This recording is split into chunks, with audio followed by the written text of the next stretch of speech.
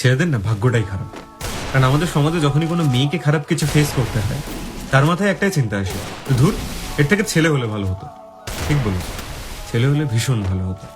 কতটা ভালো হতো যে ছেলে হলে সবটা ভালো সবার আছে জানা। ছেলে হলে চোখের জলে ভাসতে চাওয়া মানা। ছেলে হলে অনেকটা পথ চলতে হবে একা।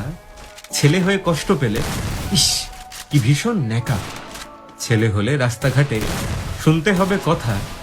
ছেলে হলে সবার শেষে এটাই নাকি প্রথা। ছেলে হলে দায়িত্ব সব তোমার নামেই লেখা।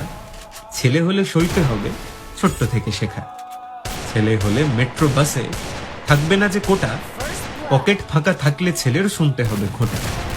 ছেলে হলে খুশির কারণ ভীষণ হবে সোজা। পিঙ্ক জামাতে বড্ড কঠিন একটা ছেলে খোঁজা।